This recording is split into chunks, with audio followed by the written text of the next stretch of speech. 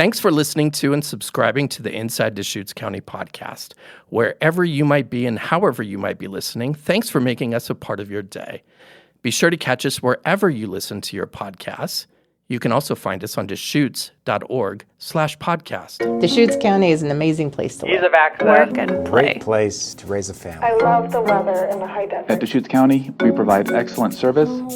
We're here to help you. Deschutes County is the heart of Oregon. Everyone wants to be here.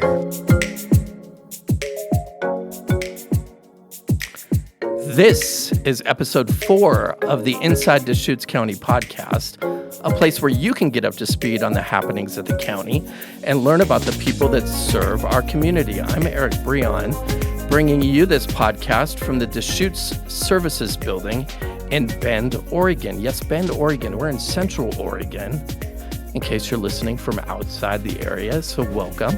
We have 2 special guests coming up. In fact, you actually heard their voices on the podcast open. They're from county administration. They'll be with us in just a moment. But first, we want to make sure to get you up to speed on a couple of headlines making news around the county.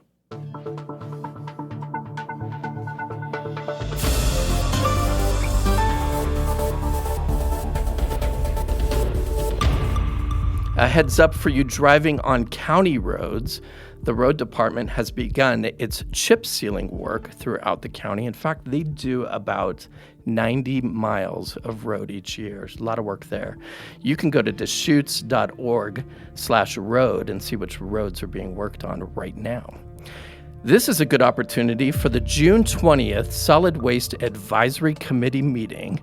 They are having an extended open house to allow the public an opportunity to look more closely at the finalist sites for a new landfill. There's 2 finalist sites left, and they're going to give you a chance to learn about that siting process. So a good opportunity there. You can also download, by the way, our last episode of this podcast where we talked about the landfill siting process, so the replacing not, and you can learn about that. Keep an eye out for more information on that open house. But now it's time, what I believe is the best part of this podcast. I'm excited for our discussion today because it involves 2 of the nicest men you'll meet in Deschutes County administration. I believe. I'm a little biased. They were very welcoming when I came here. So David Givans is our county internal auditor. Did I get that right? Internal county auditor? County internal auditor. That's me. Got it right. And Aaron Kay is his right-hand man. I'm sure have you been called worse? I've been called way worse. Much worse? Than right-hand man.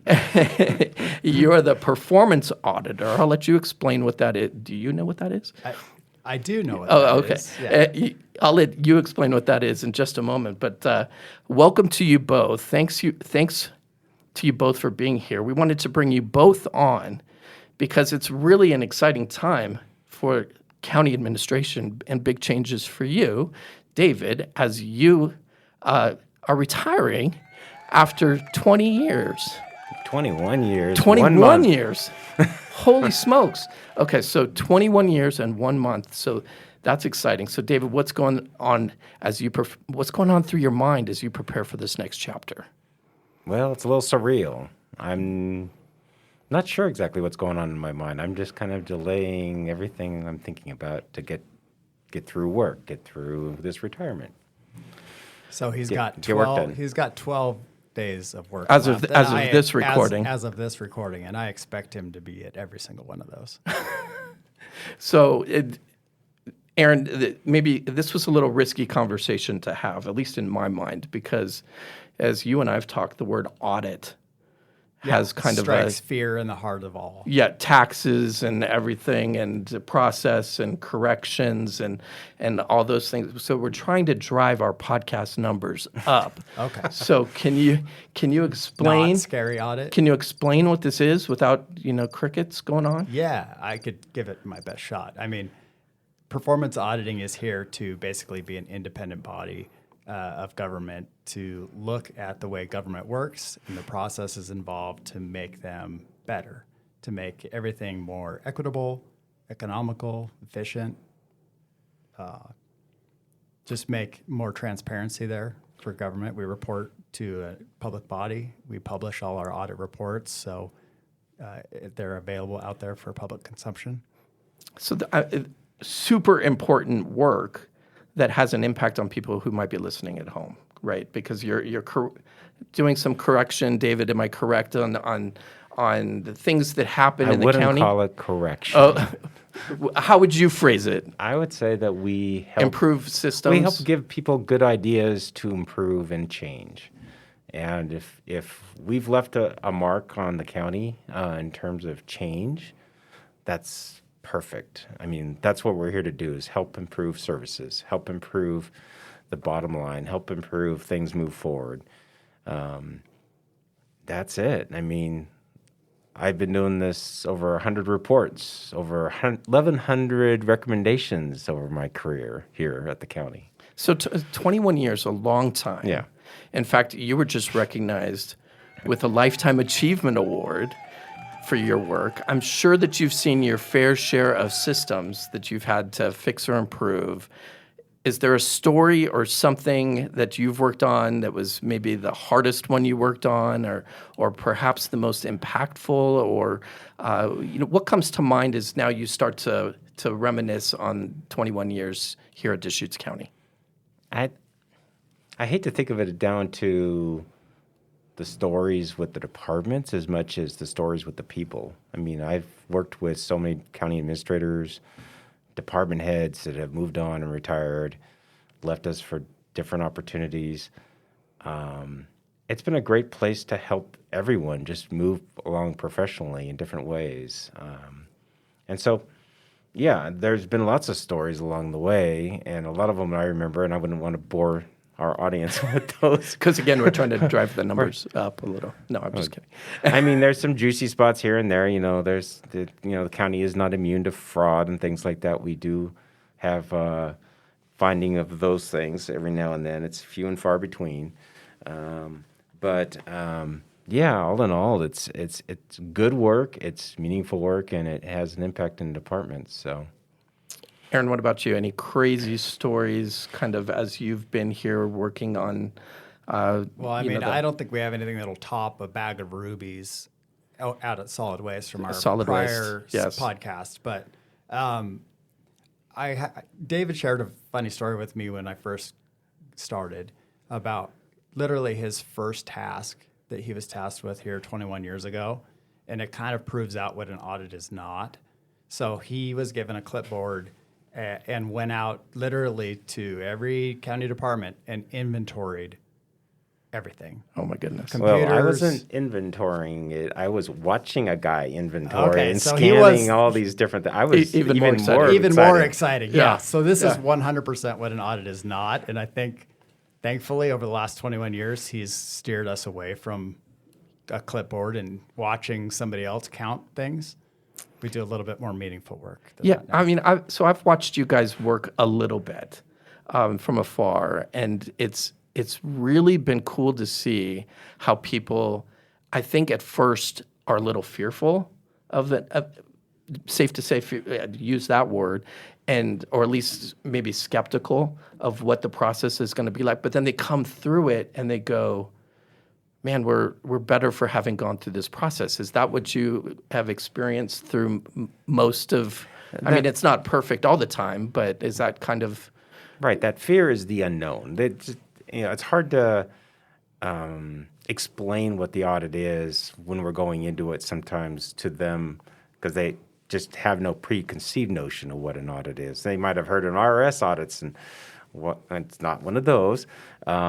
But it's an audit where we're really there to help them. I mean, we're their cheerleaders. We're trying to tell their story. We're trying to bring their facts and their information to bear on change. And so, granted, sometimes we put light on things that need to be changed, but that's for everyone's benefit. So for people at home who might be listening to this or in their car or wherever, just give some simple examples of things that you've audited so that they kind of understand what you're looking at? I know you've done some stuff with the pandemic. I'm sure you've done some other things with, finance and those kinds of things. Aaron, do you have any examples of things that you can share of just simple examples of what you've audited before? Yeah, I mean, we do a ton of fiscal audits. Cash is always going to be a risky area. And so anytime where there's cash exchanged, we ask to make good controls around there. And literally our job is to ask questions, but it's also to be a good listener. And sometimes the employees have some of the best ideas. They're the ones that do the work every day, and they are the ones that come up with great ideas. It's not typically us. So and we have great people here at the county, and again, they want to be doing the right things, and we help them get to that level where they can do the right things and feel comfortable that if something does go awry or amiss, it's not pointing back at them for doing something incorrectly or something that they should have been doing in a different way, so that it's done correctly all the time.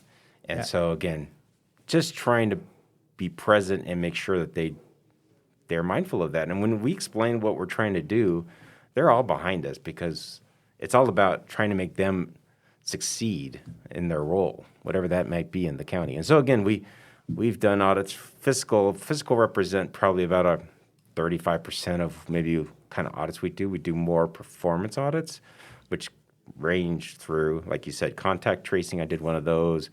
We've done an audit recently on cybersecurity, data privacy at the county. So all these are great ways to make inroads to improving county processes going forward. So I'm curious, David, after 21 years of improving processes and now retiring, now this is what you've done your whole career, and now you take that home. Is your wife fearful of the fact that now you're going to be looking at every process at home and auditing everything? Help me out here, Aaron. You probably know her. I don't think it stops when he leaves this building. Oh, I think you guys have it all wrong. It's just like a mechanic's car probably needs the most work. It's a fact. It's probably like the auditor at home has the least amount of systems going on. So what's retirement life going to be like for you? Have you thought about that? I know you and I've talked about photography, a little bit of travel. What's on the agenda for you after 21 years here? Yeah, I've had over my lifetime, I've had a lot of hobbies. I'm interested in landscaping, gardening, fishing, photography, woodworking, stained glass, lots of different hobbies. And I'd like to have more time for those, to enjoy those with my wife, as well as travel, So just enjoy the time we have together in this world. So that's great. Speaking of travel, I know this man who's sitting to my left has done quite a fair amount of travel. So you are, or maybe were, I don't know if it's current or past, but mountain hiking and I'm a scaling. Mountaineer. Am I saying yes. that? Okay. Yeah. I don't know the lingo. Alpinist. But Alpinist. Okay, Yeah. that's a new one. Oh, wow. So tell us a little bit about that, because you've scaled some of the largest mountains in the world. Yeah, I've had a great opportunity. My family's afforded me the time to kind of travel the world and do some amazing things. Last summer, I got a chance to climb to the top of the Matterhorn, not the Disneyland Matterhorn, but the actual mountain. Are we sure about that? Switzerland. Do you have evidence, David, about I've seen pictures. Okay. I've seen pictures. There's photographic Okay. evidence out there. Before that, I got in 2019, got to go down to Argentina and climb Aconcagua, which is the highest mountain outside of the Himalayas in the whole globe. So that was a pretty. We were 18 Can you say days. that mountain again? It sounded like you had something stuck in your throat. Aconcagua. Yeah, I mean it's a Spanish word, of course. Yeah. But it was. We were 18 days climbing that mountain. Wow. It was no small feat, and it was a long time away. Like I said, it wouldn't be. I wouldn't be going on these without the support of my family. First and And foremost. have you retired from doing this, or do you I have have more? not. There's always more mountains past the ones that you've climbed. So yeah, I mean, it's never ending. Everest. I mean, that's the one people want to know, I guess. Yes, that is. But unfortunately, they don't pay me enough at the county to afford an Well, we might need Everest an audit expedition. to We look may need into. some audits to You might to talk find about those funds. your side gig of just going on all these top high places around the area. And so, I mean, you go anywhere that's a top Yeah, spot. there's a few mountains around Anything here. Yeah, that's there's a high, few he goes mountains to. around here. Yeah, I've Not a bad place for it. Yeah. oh, it's a fantastic place for it, which is why I moved here 17 years ago. Wow. Yeah, because where else can you drive out 30 minutes and go climb a 10,000-foot mountain? It's pretty rare. Well, I'm sure the work here is kind of like climbing a mountain sometimes. So now that he's leaving, A, are you going to miss him? But B, how much work is he leaving you to do? Oh, a huge amount, which is why I expect him here all 12 of those days. But yeah, every audit is similar to, there's an analogy to be tied there between hiking, climbing a mountain and building an audit, with the issuance of the report being the summit. Then you get to relax for a second before you start going down. Well, that's what I told Aaron on the way when he first started. I said, there's never going to be a shortage of work here. There's always topics, there's always work, and we'll be busy. So, and I'm good to my word, I think. So, Every time I see you guys, you're pretty much, kind of joined at the hip, probably because of the work, I guess. But I take it the relationship has kind of grown too as friends and as colleagues. Any advice for Aaron now as he, embarks on a life without David Givans at the county? and enjoy it, I guess. Oh. he's gonna be. I don't know if my supervisory style or management style is the same as the next person's will be, or whether it works for him. But it's sure been a pleasure working with Aaron in terms of the collaboration and the energy he brings. I'm going to be very sad to leave. And from my aspect, I've been very, very fortunate over my working career to have some great mentors in my life that really paved the way for me, and I would definitely consider David to be one of the best mentors that I've had. So what's next? I mean, there's got to be if you can talk about it, I don't know if you can, but is there a big project that you've been working on that's still to come or something like that helps improve the processes, not only for people who work at the county, but for, it obviously helps them, help community members, as they need services from us as well. What can you tell us about what's on the horizon? Well, we just finished our audit plan for the next 2 years. That went through committee approval here recently. Yes, and so we worked really hard to try to get feedback from departments and management about where should we be in the next couple years in terms of audits. And I have scheduled lots of audits for my successors, and a lot of different topics. And again, some of these are department specific, and some of them are county-wide efforts in order to kind of re-peer it, look at things on a holistic scale.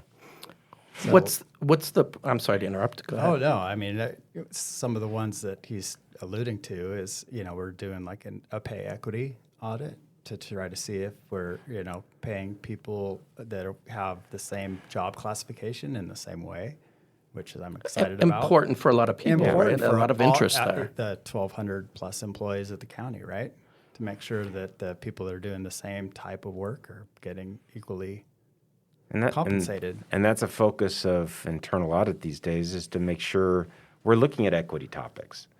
And so, again, we've really focused on incorporating that into even a fiscal audit. We look at lots of different things in a lot of different ways. So fiscal, performance, equity. What else? I mean, what are the other buckets that you would say that the audits kind of fall into? Because those are important for a lot of people and of high interest to make sure to know that they work for a place that cares about those things. Are there any other buckets big categories that you think that you might be looking into? when we think of performance audits is what we do and how we do it.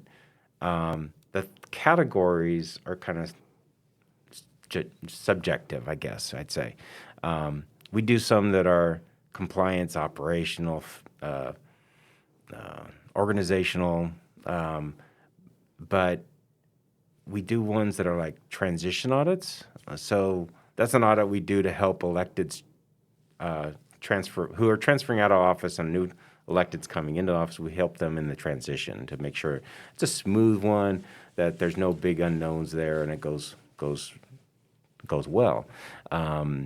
Most of our other audits are looking at topics, and so the topics we generate through this audit plan that we talked about, and they can cover any smattering of things that you can think of. Like I said, cybersecurity, data privacy, equity.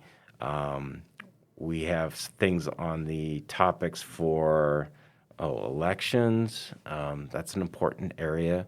And again, we've continued some emphasis in some of the fiscal area, the revenue control and fiscal area, because what we found is that, if we have to get to things over too long a time, they kind of get out of whack. And so 8 years is our cycle for getting at fiscal audits for every department at the county. And so there's something like 23 what we identify as areas at the county. And so That's a lot. Yeah, that's a lot. So the counties are unusual. Every county is a little different than another county, and counties have a lot of state functions.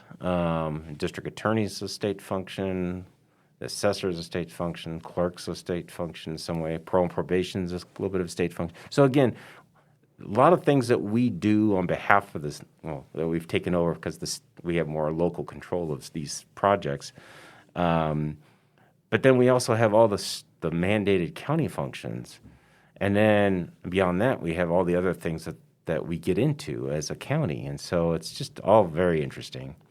So a big task for the person who has to come in and replace you is there any update on that process? I'm assuming it's a job search and candidates from all over. Yeah, we had candidates from all over, and we've worked down the pool down. We had final interviews on Friday, and we're hoping that there'll be a good outcome, or an outcome that moves this process along. Because I got 12 days. 12 days. 12 days. I got Not 12 that days. Is there a countdown clock in your office, or I've seen the boxes already. The boxes have kind of lined the hallways a little bit. So Well, yeah, shocking when the boxes start coming out. yeah, it's Yeah, a little shocking. Well, I can say I haven't worked with you very long, but thank you for the work that you've done. Congratulations on 21 plus years, and good luck in the next adventure, the next chapter, as you kind of figure out kind of what that's going to be like moving forward. And I'm truly excited to see what happens, see where you get to go traveling and taking the photos, and I'm sure you'll be bugging this guy to my left here for quite some time. I'm not going to be bugging him. He's going to be bugging. Yeah, the other way around, Eric. Well, great stories. Thank you both for being here. If you have a question about this podcast, the audits, or anything along those lines, or even ideas for future podcasts, you can email us at info@deschutes.org. And remember to subscribe. Make sure you both have subscribed to the Inside Deschutes County podcast, wherever you listen to your podcasts. Until next time, be safe out there.